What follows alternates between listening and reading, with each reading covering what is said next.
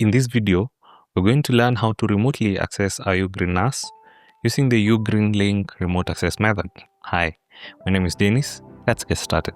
Now, it's important to note that this method adds a level of risk towards the security of your data and your device. Having a Ugreen cloud account means that in the event that Ugreen security is compromised, someone can gain access to your NAS and your data. That said, there are a number of things we can do in order to mitigate this. The first one is enabling two-factor authentication to enhance the security of our NAS. In order to enable two-factor authentication, I'll log into the admin panel, or rather the admin console of our NAS. So here I am in the admin console of our NAS, and to enable two-factor authentication, I'll head on over to the top right, click on Administrator, and then scroll and click on Account Security. Under Account Security, we can see two-factor authentication. So what I'll do is I'll enable this, and this prompts us to enter the password of our NAS. So once we've entered the password, there's a pop-up that comes here. It says search and install the following app in the App Store. So you can choose to use the Google Authenticator or the Microsoft Authenticator or your authenticator of choice. Click Next. So once you've entered the authenticator key, you're requested to set a verification email address just in case you do not have access to your phone or the authenticator app. They can use the email address as a backup. Now that we've already enabled two-factor authentication, the next step is to redirect our HTTP connections to HTTPS. Now that we'll be accessing our NAS from outside our local network at home, it's important to redirect our traffic to HTTPS for a more secure connection. Let's take a look at how we go about this. We're going to go to the control panel, head on over to device connection, and we'll go to portal settings. When we scroll down here, there's an option to auto redirect. We'll click on this, and we get a prompt here saying this the current device uses the default certificate for Ugreen NAS system, and the browser accesses a HTTPS link. The message invalid certificate may be displayed. These are routine warning. So we'll say OK. When we click on apply, now we get this message: our connection is not private, blah blah blah. This is because the connection has been changed from HTTP to HTTPS. It's advanced and proceed. We log into our NAS. Then we can verify. So just like that, we are back, and as you can see here, we are connecting via HTTPS.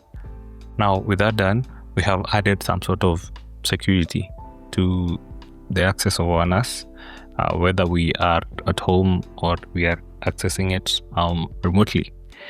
The next step is to create a UgreenLink account. In order for us to do this, we'll go to the control panel, head on over to device connection, and head on over to remote access. There are two methods you can access the NAS remotely, but we are interested in mode 1, which involves the UgreenLink remote access method. I'm going to choose this, and we'll get a notification to enable remote access. Please log in and verify your Ugreen cloud account. Now this will prompt us to create, or rather to log in. Since we don't have one, I'll just create the Ugreen cloud account. So just like that, we've created, or rather we've registered our account. We can go and try to log in.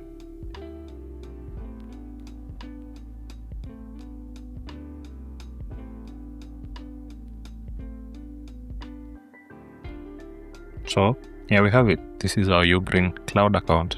So this is what will be used to bind to our NAS.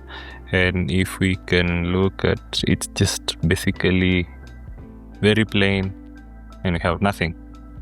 Now I'll close this and we go back to the admin panel. So here I'm going to log in to the cloud account.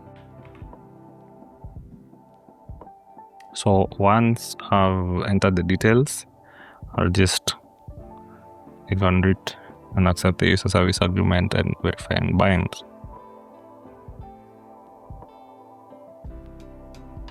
And just like that, our account has been bound.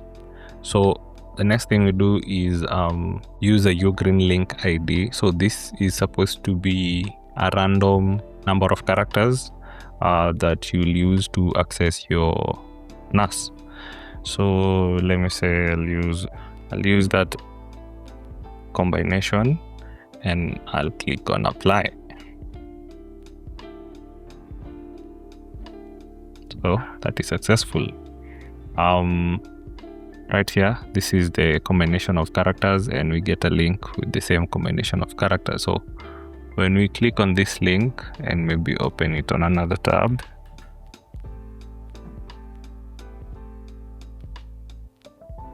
says device connecting, and we should have access. Great. So just like that, we have access to our NAS, and we can use our details to access the backend. So now with that, we have access to our NAS remotely. And in order to test this, I want us to try and access our NAS using the Ugreen mobile app so that we can see if we have access. So let's try and do that. I'll scroll through to the Ugreen NAS application. So since I already have an account, I'll use the login with existing account. Click on allow, and I'll use the ID that we created. Remember password and click on login. So we'll need to verify since we turned on two-factor authentication. So just like that, we have access to our NAS. And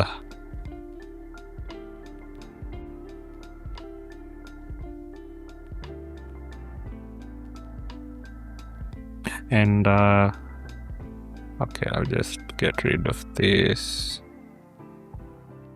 So just to be sure, you can see here we're using LTE and we can access our NAS. So for example, there's a shared folder. Don't believe there's anything, just a recycle bin, and there's a Docker folder. So all these we're accessing remotely. We've disabled Wi-Fi on the phone. So from here onwards, we will be able to remotely access our NAS from wherever we are, as long as we have the credentials. And